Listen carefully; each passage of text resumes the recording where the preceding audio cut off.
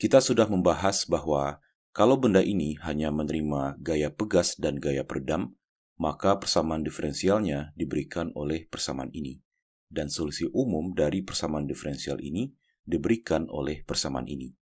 Kemudian kita juga sudah membahas bahwa ketika gamma kuadrat bernilai sama dengan omega 0 kuadrat, maka kondisi tersebut kita definisikan sebagai keadaan teredam kritis.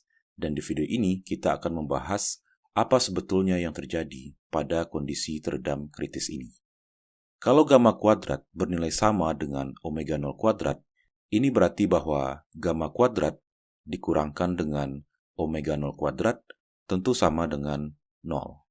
Artinya, ini sama dengan 0, sehingga pangkat dari E ini juga menjadi 0.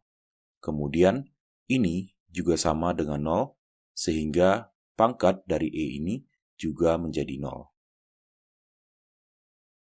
E pangkat 0 tentu sama dengan 1, sehingga persamaan ini dapat kita tulis menjadi X sama dengan A1 ditambah A2, kemudian dikalikan dengan E pangkat minus gamma T.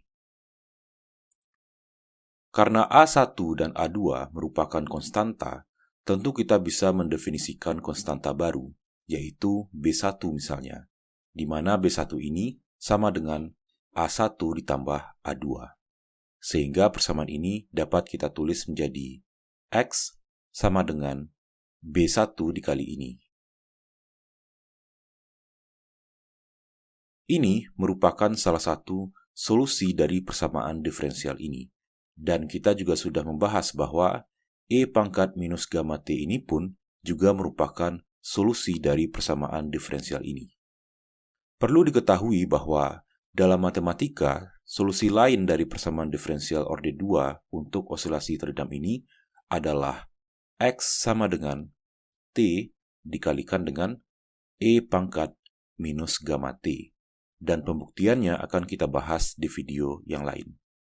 Kemudian, kita juga sudah membahas bahwa kalau terdapat dua buah solusi dari persamaan diferensial orde 2 seperti E pangkat minus gamma T ini dan T dikali E pangkat minus gamma T ini, maka solusi umum dari persamaan diferensial tersebut dapat ditulis sebagai kombinasi linear dari kedua solusi ini, yaitu X sama dengan sebuah konstanta seperti B1 misalnya, dikalikan dengan E pangkat minus gamma T ini, kemudian ditambahkan dengan konstanta lain yaitu B2 misalnya, dikalikan dengan solusi ini. Karena di sini terdapat E pangkat minus gamma T dan di sini juga terdapat E pangkat minus gamma T, tentu persamaan ini juga dapat kita tulis menjadi X sama dengan B1 ditambah B2T,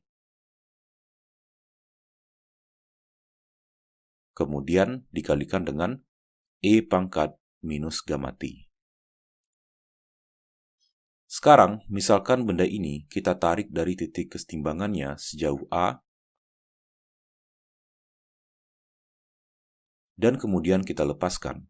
Maka berdasarkan persamaan ini, posisi benda ini apabila diplot ke dalam grafik X versus T, maka akan seperti ini. Dari gambar ini terlihat bahwa karena X sebagai fungsi waktu dinyatakan dalam bentuk eksponensial seperti ini, dan ini bukan lagi fungsi sinus maupun kosinus, maka gerakannya tidak lagi berupa gerakan bolak-balik melewati titik kesetimbangannya. Tetapi, benda ini hanya bergerak menuju titik kesetimbangannya dan pada akhirnya dapat kita katakan berhenti di titik kesetimbangan ini. Oleh sebab itu, istilah osilasi teredam kritis sebetulnya kurang tepat karena pada kondisi ini, benda ini tidak lagi mengalami gerakan osilasi atau gerakan bolak-balik melewati titik kesetimbangannya.